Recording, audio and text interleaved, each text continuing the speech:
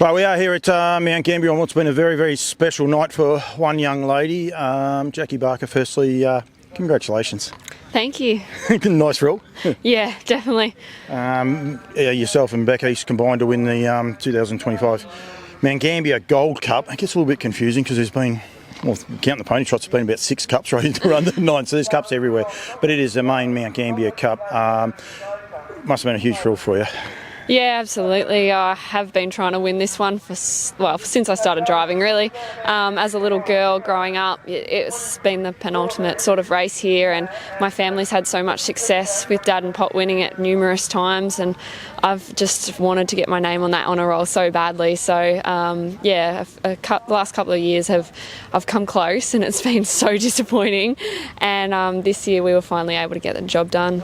As long as I've been in the sport, I'm 50-something years old, and I started at 16, and remember hearing stories of Peter Tonkin and the Barkers, and it was synonymous with here, and it was part of Mount Gambier folklore, if you like, for a lot of us Victorians. So it must be a great thrill because the Barker name is etched in history right through this whole race, isn't it? Yeah, absolutely. I just remember this race so well from my childhood, and Dad would drive a lot for Peter Tonkin back then, and Pop had his fair share of winners too. And I think the first cup I ever drove in here was the one that Pop won with Magical Baz a few years ago. So that was really special to be a part of that. And then seeing that success, I've really strived to try and win this race, and it's definitely, I feel like a weight's been lifted, really. Stace suggested there might be tears after the race. I couldn't get a chance to interview you straight after. How emotional were you when you crossed the line?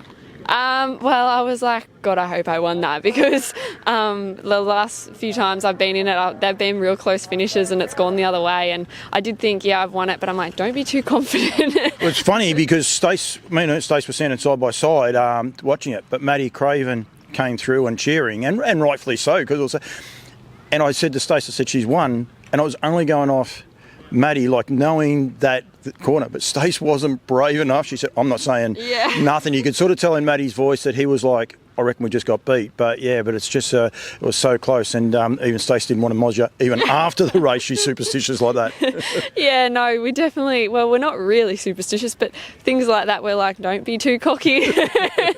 Must be great to be able to share it like with Bec East and them. But Stace, like, you're very close, and have her here. She had to strap your trotter and get your trotter ready, but have her here to share it. And she went to go off, but she actually wanted to stop and congratulate. It's a great part about what harness racing is about, and sometimes we forget about it, I think, sometimes.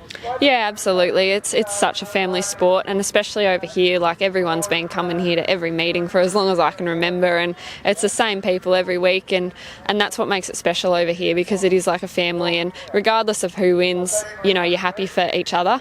It's great to be sort of involved with the Mount Gambier Club. They sort of struggled for a while, and they've really come back these last couple of seasons. So I'd like to think this is sort of like my second home over here, and it was a great thrill to finally get that cup. It's a great club because so many people say the same thing.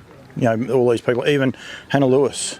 She's 4 of her winners. She's had 5 wins, and 4 of them have been here, and it's almost like home to her, yet it's nowhere near home.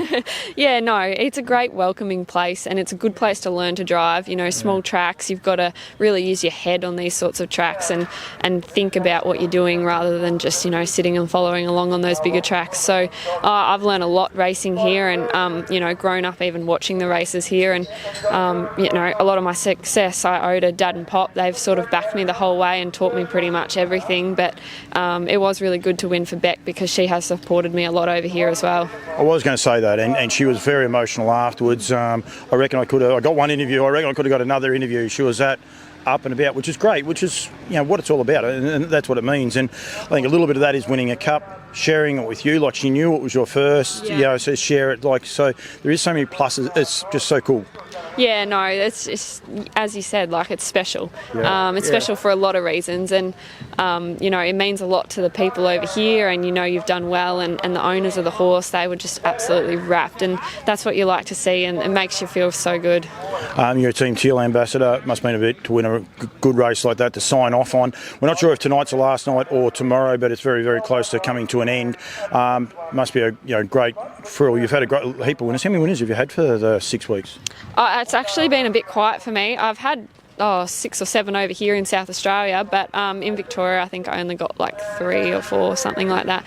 So it was a little quiet in Victoria, but over here it's kicked along, so thank God for that. But it's always an honour to wear the colours and try and win as many races as you can in them. But yeah, no, I think it does finish this weekend. Today or tomorrow we'll figure that out on the way. But I think all the girls have done a super job this campaign. We've raised so much money. There's so many more teal pants getting around on the tracks. You know, there's hardly a race that goes by and there's not a pair of teal pants out there. So it's fantastic for ovarian cancer and it's fantastic for Reigns women. Absolutely, you're getting the hurry along because the last race is on and I want to be gone before the last, which won't happen, but that's okay. Get real support to all these Duncan's Monarchy, and we want people to, even though it's finishing, don't forget about ovarian cancer. Ladies, do all the checks. Make sure you tick off on all of those. Superstitions are a really, really funny thing, and they can be really quirky, especially in my job, this job here.